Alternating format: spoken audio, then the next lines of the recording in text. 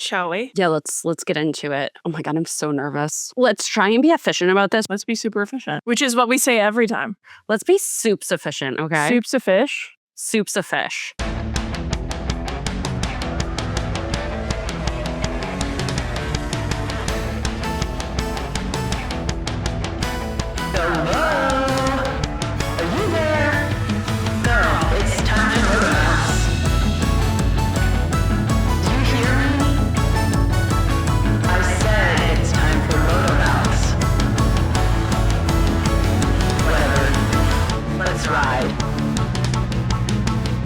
Welcome to MotoMouths, the podcast for MotoGP, motorsports, and more. I'm your host, Zoe, and God, please help the Pittsburgh Penguins in their Or maybe battle. don't. Maybe we just don't need them to look. That's true. Maybe it's God, do whatever you need to do tonight. so that things are fine. Amen. I'm your other host, also named Zoe, and we're going to be soups of fish today, guys. We're going to be soups of fish because we're recording this on a Wednesday night for a multitude of reasons. It's been a week, you guys. It's been... Okay, big news. Jerez happened. Jerez happened. Did the track gently weep? The sky weeped hard in that it rained. All right. We got halfway to weeping. We should check in on predictions, and then we can talk through every silly, goofy thing that happened. And many silly, goofy things happened. I predicted it was a Bez P1, Marc P2, Digia P3, with the fail king of Pecco Bagnaia. Okay. And that came true. Also, my Digia P3 came true. And Bez on the podium, except I didn't quite get it right. You predicted Marc P1, Bez P2, which was Bez's final resting place. And you predicted Jorge Martin P3. And then a fail king of Fabio Quartararo. How'd Fabio do? Kind of also happened. He finished 14th. Yikes. So the final was Alex P1, which is cool because he's 2 in a row. What if he this year just repeats every win From last year? from last year? Mm, File it away. we'll come back to this. We'll come back to this. We'll see. So Pecco didn't even finish. Marc didn't even finish. Jorge Martin had a really bad weekend. Let's get into it. Let's get into it. Alex, 2 years in a row, he's won Jerez both times. This is like a big deal. I think it's huge for him. He's had a tough beginning of the season. It was very, very cute. He was super quick most of the weekend. And then, of course, like qualifying and the sprint were all in the wet. So I think that kind of turned a lot of things on its head. I thought it was very, very cute because Alex said something about how he didn't understand why he was that fast. I think he said it was like magic, Okay. which did just kind of make me laugh. I think he's a nerd, probably. Yeah. And I think Marc probably is too. Well, I mean, you have to be. I'm so like we've talked about this before. We've talked about this before. When you're at an elite level in a sport, you have to be a nerd like fucking crazy. Marc, like I said, didn't finish the GP. I think he kind of had been going all weekend with a mindset of like just get on the podium, which he fully was headed towards during the GP. What took him out of the race is what I like to refer to as misogynistic wind. I hate it. Therefore, misogyny. And I can't find any fault whatsoever in that argument. Yeah. Marc said it was his fault, but I'm like, that's also misogynistic wind to me at this point. I agree. He just said he made a mistake. Okay. Like I said, Pecco didn't finish. Alex had his magic win. Marc DNF. The GP was actually the most boring thing in the weekend. It was if I'm not being that honest. fun. Things happened. Johan Zarco was there. Beautiful. The sprint is where all the good shit happened. A lot of good shit happened in the sprint. Yeah. Okay. This is the first Marc pole since Hungary in 2025. Wow. It has been a 245-day drought for him being on pole. But is it a true drought if he was injured? Yeah, because he wasn't on pole. All right. It's a binary, It's true. You're on pole or you aren't. You could be on pole with a broken arm. You're still on pole. It's true. So it was pretty mixed conditions for qualifying in Q1, then into Q2, which is why I think in part Johan Zarco qualified so well. He qualified on the front row. Of the entire grid, I think it's Johan Zarco, Brad Binder, and Marc Marquez who are like really kind of called the wet weather specialists. My goats? Sure, you can say that. I'm sure someone has. And Johan Zarco came up through Q1, so he was really familiar with how the track felt going directly into Q2 because there's only a few minute difference. So really crazy mixed conditions going into quali. Marc ended up on pole. Everyone was kind of slipping and sliding all over the place. And then by the time we actually get to the sprint, we start dry. So the sprint was called a dry race. And the way the rules work in this case is that once a race is called as something, that's what it starts as, that you can't call it something different. However, when it comes to like wet, you can then kind of change it later on. So it can start as a dry race and then it ends up turning wet. This is history also because we've never had a flag to flag sprint. We've never had a sprint where you can go and get on your wet bike in the middle of it. Because sprints are still only a few years old now, like being a consistent thing in MotoGP. So that was fun. It starts what you might colloquially refer to as pissing down. Yeah, pissing rivers. Yeah, raining cats and dogs. There's a song called It's Raining Men, and that actually is kind of what it looked like because everybody was slipping and sliding. Hallelujah, even.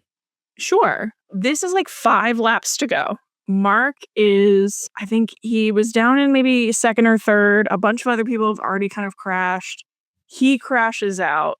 Alex is in front of him, has no idea what's going on. Marc crashes at turn 13, so the last turn of the track. This is another one of those coda moments, like, you know. His big, beautiful brain is ticking away. Yeah. Big, beautiful, crazy nonsense. Marc's big, beautiful brain was firing on all fucking cylinders, and he's crazy. So he crashes at turn 13. This is right near the pit entry. Everybody passes him. And at this point, people are starting to go into the pits for their wet bikes. He says, I'm already here. And as he's crashing out, by the way, he keeps the bike from stalling because remember, it's a new rule. If the bike stops running, you gotta go behind the barriers before you can restart. it. He says, bike's still running. I'm right by the pit entrance where I have to go to get on my new bike. So he waits until, there's critical context, he waits until everybody's passed, so no one is on the track coming towards him. He crosses over really quick, crosses over some grass, gets into the pit lane, and then hops on his wet bike and comes back out. And at this point, he says it later too, like at that point with 5 laps to go, he'd already stayed out too late. He should have come in. So everybody who'd stayed out additionally is fucked. They're slipping and sliding all over the place. Alex Marquez crashes out. Everybody who's not on wet tires comes in. So now everybody who's currently on wet tires has already been out and there's an entire reshuffle of the standings. And Marc ends up, I think, in P4 with like half a lap after this crash and then ends up winning. He's fucking insane. He's crazy. And there was an insane overtake on Pecco Bagnaia that he just like nailed to take P1. That like with the conditions, with the tires not fully heated up, with his recent crash, and then also like Pecco clearly wanting this because he hasn't had a great season either. It just is like very few people could be doing this. He's him. He's him. He's him. And he remains him. He remains him. So of course, sprint podium is Marc P1, Pecco P2, Frankie Morbidelli P3. Great podium for you. Personally. No, I had a lot of fun with this. Which, by the way, 5 laps ago, I almost turned my TV off. Because that's what Marc does to me. I want to read you Frankie's comments. Please. Because remember, Frankie's probably out of a job at the end of the season. Sad. So he got P3 in this sprint for VR46, and he dedicated his podium. To whom? He said, I want to dedicate this result to the people who are suffering. Who are thinking that they have no chance, just thinking that they are worse than anybody. My thoughts are with them. I think about them, and I dedicate this podium in that way. And then he says, they've been saying he has no chance, he can't make the result, he has no speed, he has no whatever. And here we are. I'm really pleased. I thank everybody. I dedicate this podium to the people who are suffering. 2 questions. 2 questions, immediate response. First question, Mother Teresa? A Frankie Morbidelli Mother Teresa question mark?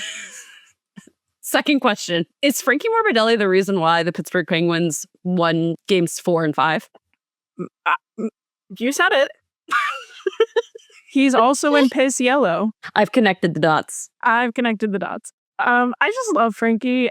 He's so deeply funny to me. We've had a lot of strong contenders for quotes of the season so far. We've had The Hole. We should race to the hole. Yes. We've had Top Rack should ride his MotoGP bike like a Moto2 bike, a bike he's never ridden. A sport he did not participate in. We've had a lot of really good quotes, but I think this one's a strong contender. I don't see this one being upset anytime soon. I will say this is my second favorite dedication speech after a podium. Okay. You know what my first one is? It is, I think it was is it last Bez? year. When Bez dedicating a podium to his real friends. That one was really good. It was so good. That one was really good. And it was after he got his hot girl haircut. Yeah. And in England, too. Yes. His real friends. They know who they are. And they know who they are. Frankie on the podium, yes, was just like, great day. Great day for Zoe, if I'm being honest. Speaking of Marc, which I am always doing, Bez actually had a Marc Marquez Phillip Island 2024 of his own. Okay. And so Alex, apparently, during the warm-up lap, like the last warm-up lap, took a tear off his helmet. It got caught on Bez's bike coming up to the grid. And then once he was on the grid, the tear-off fell and was landed essentially under his tire. And so he had a really, really horrible like burnout. And then, of course, a really bad start.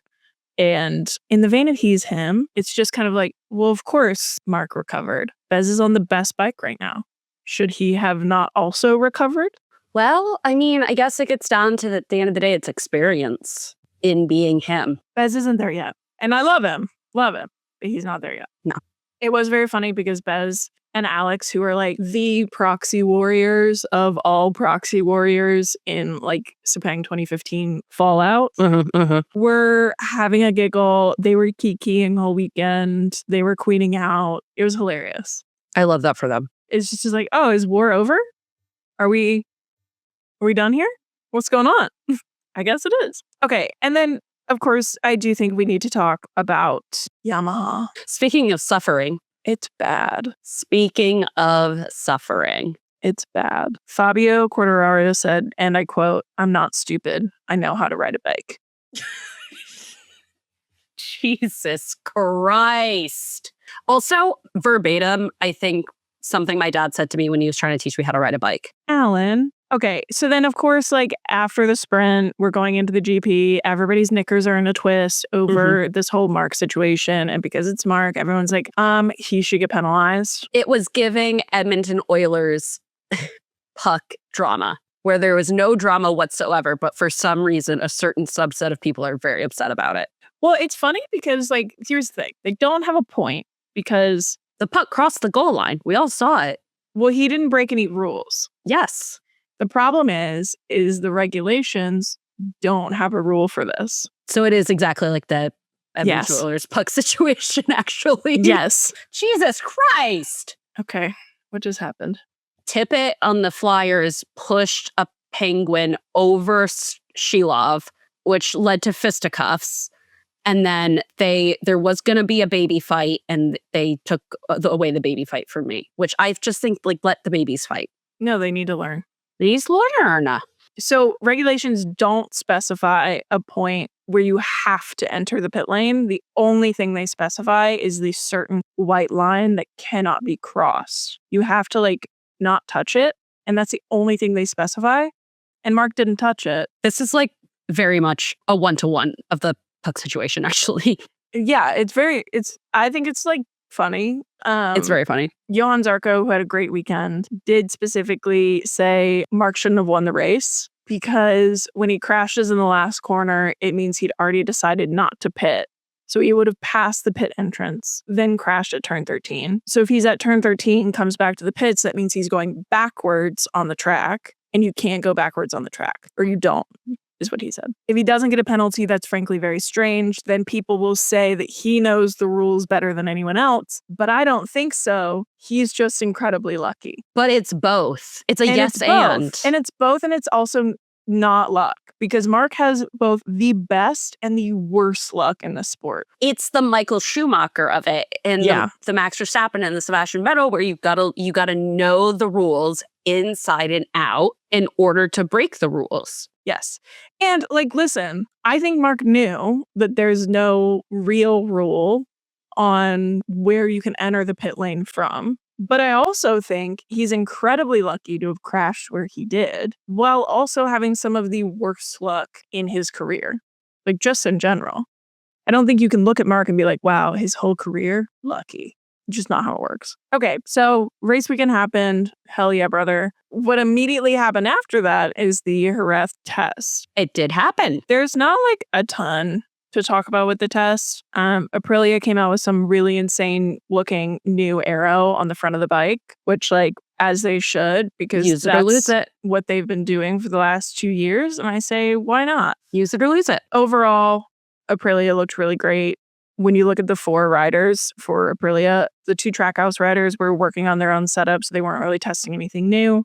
Jorge Martin was working on his own setup, so he wasn't testing anything new. Bez was the only one testing the new stuff. Ducati, however, is having what looks to be a bit of a testing fight internally. Marc has been testing something and kind of is leaning in one direction, and Pecco is leaning the other direction. Fork found in kitchen. Right. So Davide confirmed aero was their priority, and they're currently battling different difficulties, is what he says. Marc is happy with like a new configuration of aero, and Pecco still has quite a lot of question marks. So they want to improve different things. Pecco wants to improve the brake area, corner entry, and then Marc is more focused on corner speed, which makes sense because Pecco's whole thing that he's had success with when it came to Ducati over the last couple of years was corner entry. So I think that's one of those situations where they will most likely lean in Marc's direction. I don't really know, but we'll see. And then last but not least, we have a week off in MotoGP, and Le Mans is the week of May 8th. Oh boy. Le Mans. We're going back to France. Does that bring us to the Great Wide World of Motorsport? It sure does. Okay, so I want to start the Great Wide World of Motorsport by saying happy first birthday, Lily Verstappen, PK Verstappen. I can't believe she's a year old. It's genuinely, the passage of time is frightening. I can't believe it. It was very cute. Her birthday pictures were very cute. It was adorable. She was the same size as her Jellycat teddies. No, I know. Everything was decorated in lilies and she was eating the lilies. That is so stinking cute. She's so stinking cute. I've never seen her face, but she's so stinking cute. I wanted to talk about the Lando Norris puff piece in The Guardian. Okay. Have you read this? I believe that we have talked about it, but I've not read the full piece. We spoke about the weird interaction that he had. That's basically what I want to talk about. Okay, great. Lando Norris received a Laureus Award. I don't exactly know what it was like for. A sports award. Max has won it before. I think some tennis guys have won it. It's like Sportsman of the Year. Yeah, but he didn't win that one. Oh, he just won another one? Yeah, they give out a couple of them. Okay. Oh, he won Breakthrough of the Year because he was, I guess, a maiden title holder. Whatever. So he won a Laureus Award for Breakthrough of the Year of 2025. I think this place is like kind of dumb. It tends to be more of like a popularity, like voting situation. Mm-hmm. And allegedly they lean very heavy into tennis over like pretty much any other sport. I've heard this as well. What I find very interesting about what happened with Lando Norris and all of this is that Lando ended up doing an interview, essentially just like a very short, quick profile with The Guardian that was supposed to be focused on him as the Breakthrough of the Year winner, what's important to him, his process, and kind of like what it means to look back at 2025 in this part of his career and focus on him, like the athlete. A profile. A profile. What's very, very clear to me as someone who works in comms is that this was meant to be separate from McLaren. This was meant to be a Lando Norris brand. Yes. Profile. This was not meant to be, come into the McLaren hospitality and interview him. I think it was a totally separate situation. It was all about Lando. Lando's management had come to the journalist, who again works for The Guardian and is not an idiot, and had set some really rigorous guidelines for what they did not want Lando to be asked about. They didn't want him to ask Lando about Max Verstappen.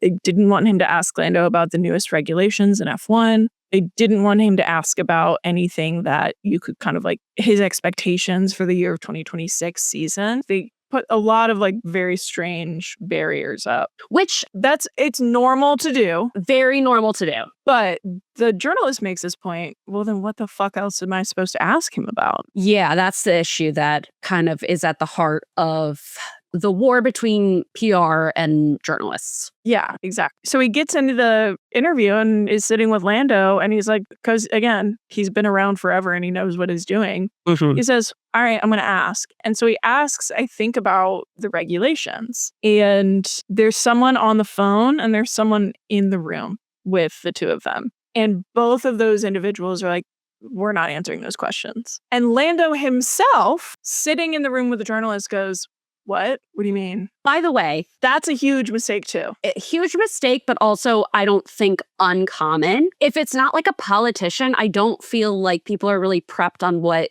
the journalists are not allowed to ask beforehand, or Taylor Swift. I disagree. Because what's very interesting to me about this is that this is his team. These are not McLaren reps. That's true. That's true. This is his team. That's he true. He is the main client. And bare minimum, when you are managing someone who is talking to media, it is very, very normal to run through, and like, it doesn't have to be super in depth, but it's very normal to kind of run through like if then. Yeah. Especially like in a negative situation. If they ask you about this, we'll handle it.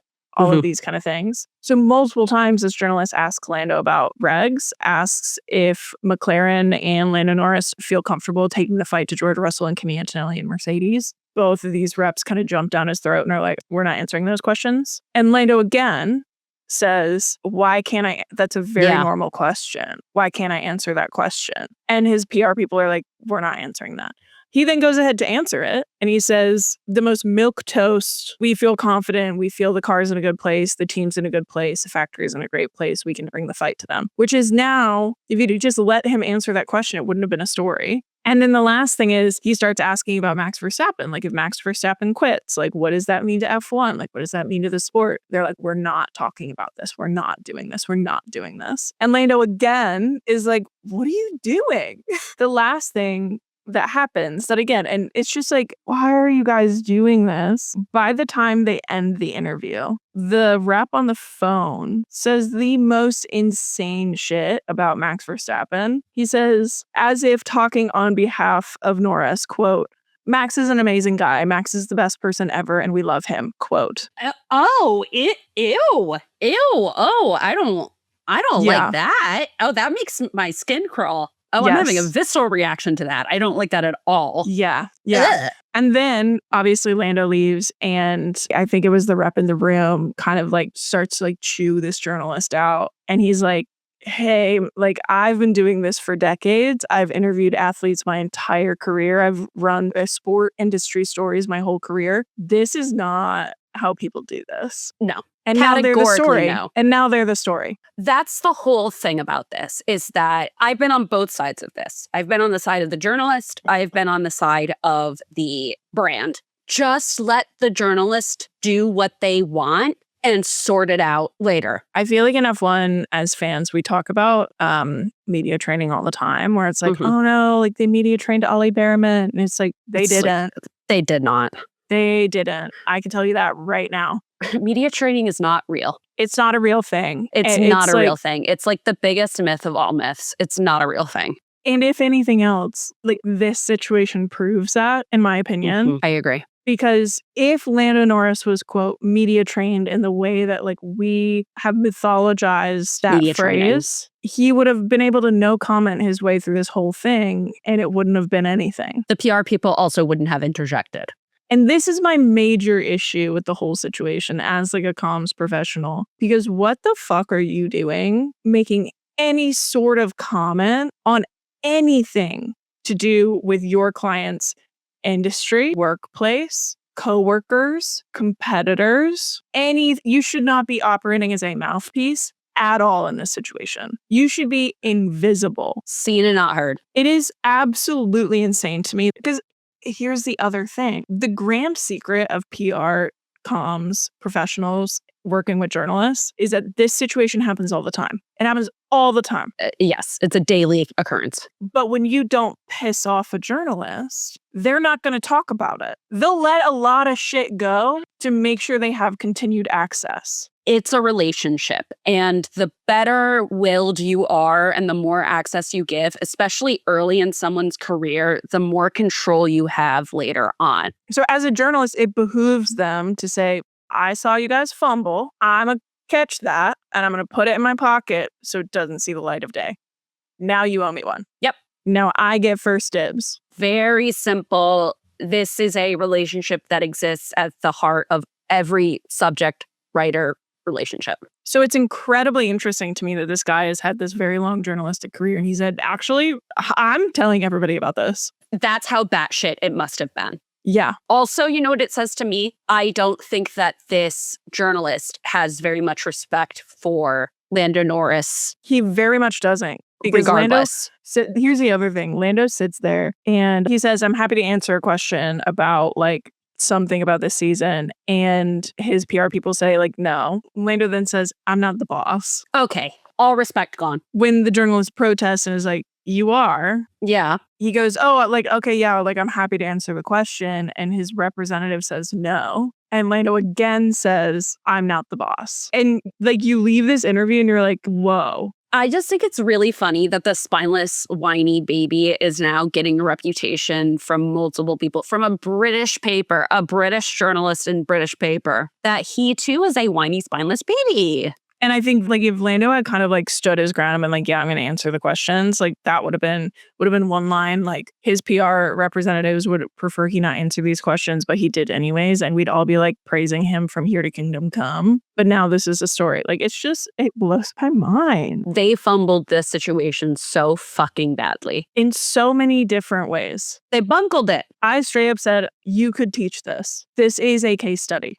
He also said some like really weird shit about mental health. Mr. Mental Health? Yeah, he basically said like, I loved being able to like have a platform this year so I could talk about mental health. It's really important to me. Mental health. He said mental health. Mental health. He said mental health and I'm healed.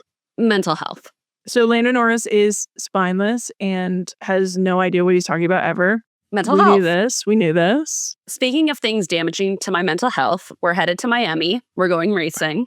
I can't. I want to start with what's been happening kind of in the week before going racing, because everyone's on an adventure of some sorts. The one that I want to talk about specifically is Ollie Behrman went to the 9/11 memorial and posted to his Instagram story. Was he alive when that happened? This is what I realized very shortly after seeing this. He was not. I have an image in my mind. He's walking through Lower Manhattan. I don't know how to feel about this. Bebopping around, comes across these two massive, haunting fountain pools that are like genuinely very arresting to look at if nobody has seen them. They are an incredibly impactful, powerful memorial. It's an incredible like design of a memorial. Yes. And going, what's all this then? Did he go to the museum? I don't know.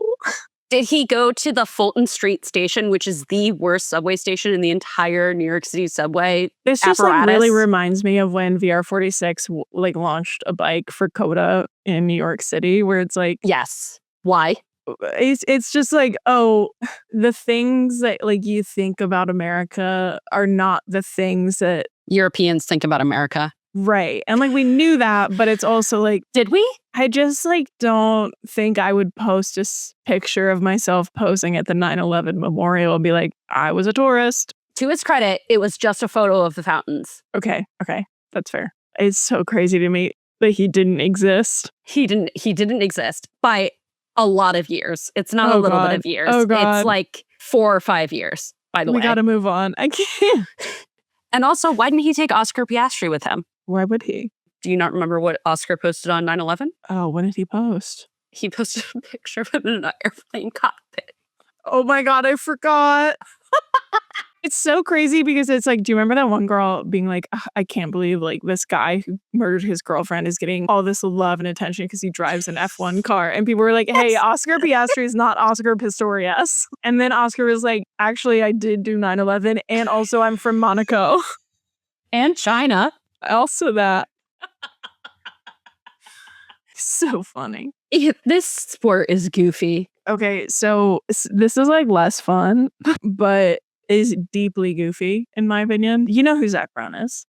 Unfortunately. Right. You know who Christian Horner is? Even more unfortunately somehow. Also, yes. You know how Zach Brown like hates Christian Horner? The beef is monumental. Guess what Zach Brown said about Christian Horner? What did Zach Brown say about Christian Horner? He said that After basically a full year of saying F1 has grown and moved past the need for Christian Horner, A worst person you know makes a great point. he said this week, I think it'd be great if he came back. He goes, he is great for the history of the sport. He's great at his job. Why do men have mouths? They shouldn't. They shouldn't. Actually, speaking of Christian Horner, he pissed me off this last weekend because he was at Jerez. He was like wandering around, I guess. And he went into Ducati, and he's in Ducati's. They do like a weekly kind of like documenting of every race weekend. And he was in Ducati, and they were like, I guess he said hi to Marc, and he's talking to Davide, and he goes, "Oh, so like, is this your Max Verstappen?" No, actually, this is like... Max Verstappen is your Marc Marquez. Yes. And also, Marc Marquez is like your Michael Schumacher.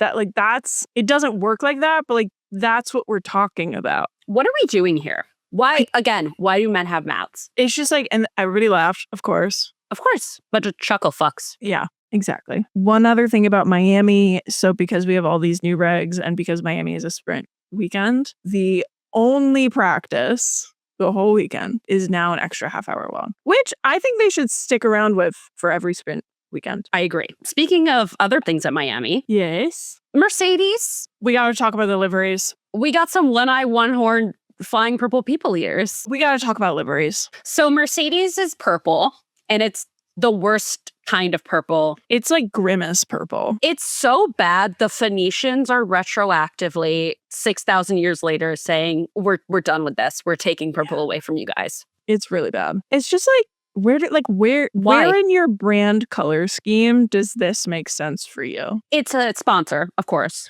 Well, I know, but even then it's like, when you look at Ferrari, obviously I don't like blue from HP, but Ferrari has blue in their overall color story. Right. So it makes sense. It doesn't come out of left field. Right. The purple's bad. The purple does not make sense. Cadillac also has a special Miami livery. I haven't seen theirs. What is theirs? It's boring. Ford Founding Kitchen. No surprises there. It's just black and white. Oh, God. I'm not even going to look it up. It's like chic, but it's also like boring. Your first quote unquote home race and you can't do anything fun. That's why they're like, this is for our first home. It has stars on it from the American flag. Wait, does the American flag have stars on it? And also it has stripes on it from the American flag. Yeah. Does the American flag have stripes on it? It does. I don't know if you forgot. Is it like stars and stripes? Yes. Max Verstappen will be racing with a hot pink cutie helmet. And thank God for that. And I'm coming back to life just hearing about it. Also, Alex Albon is doing an orange. Great. Love. Well, did you see what happened with Williams today? I saw something with Williams. They are now sponsored by Marvel. So this is what I saw. They've been put into a comic book. And in the comic book, they said that Williams got pole. I'm sure it did. So apparently, the story of the comic is that James Vowles is in a comic book with his big throbbing brain. That's his superpower. James, Carlos, and Alex are joining Marvel heroes to battle Dr. Doom as he threatens to take down the racing calendar. Okay, I also don't like Helmut Marko, but you can't just call him Dr. Doom. That was a good one. Thank you. I was really proud of that. And the comments on this are hysterical. Someone goes, Williams will return in Avengers Doomsday. And thank God for that. Put Tom Holland in the car. Put Tom Holland. Put Zendaya in the car. Put Zendaya in the car. The only thing left is we have to make predictions for Miami. And it's been like 8 years.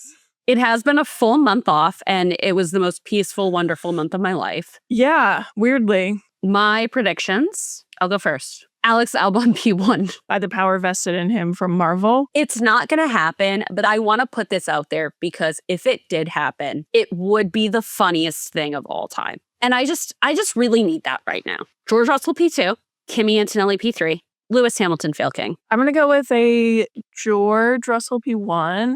Kimi P2, Max P3. Okay. And Phil King of Esteban Ocon. All right. Oh, no. Checo Perez. Yeah. Good one. That's a good selection. Okay, so what should we do for the grid? I saw you put bugs. I was thinking in honor of Noah Kahan's newest album. Noah's newest album is called The Great Divide, and the deluxe version of the album is called The Great Divide: The Last of the Bugs. And there's a really sweet line in, I think it's in Dan, which is like a lovely song. It's a song about his best friend, Dan, and like what it means to him to like have that relationship and like how important it is to him, even when it's like tough. In the chorus, he says, "We ain't far from my house. I'm with my best friend Dan now, camping on the county line." Then a couple lines later, he says, "Where do we go when we die? I wouldn't mind right here." Oh.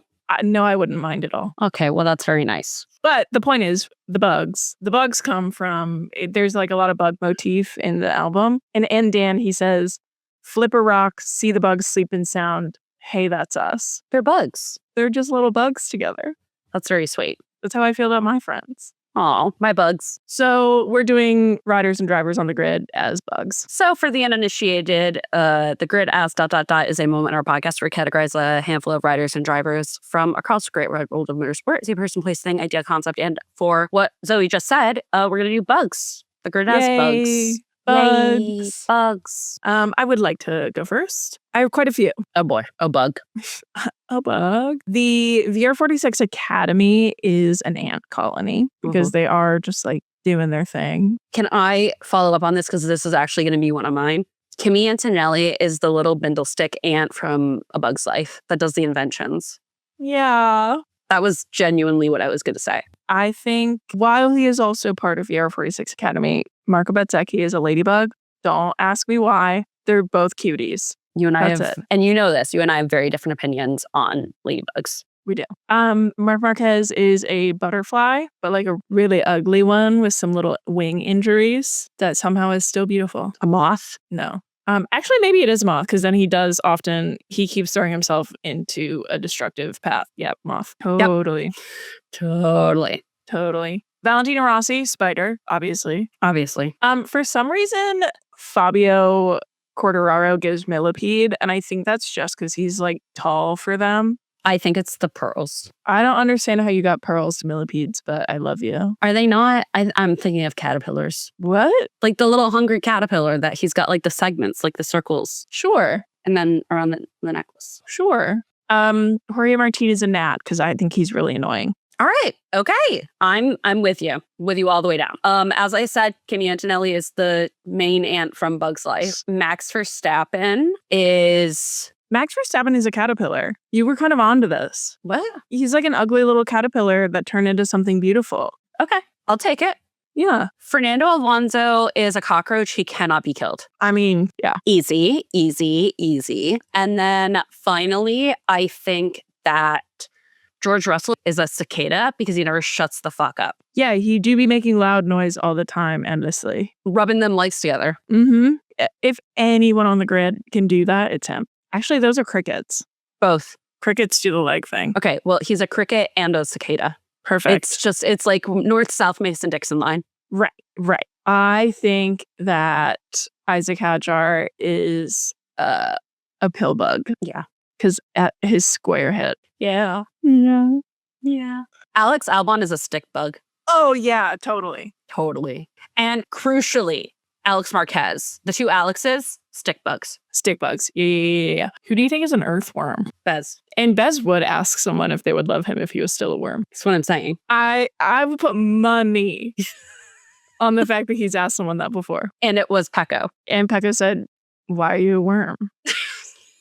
And Bez goes, "No, like that's not the question. It's not about that.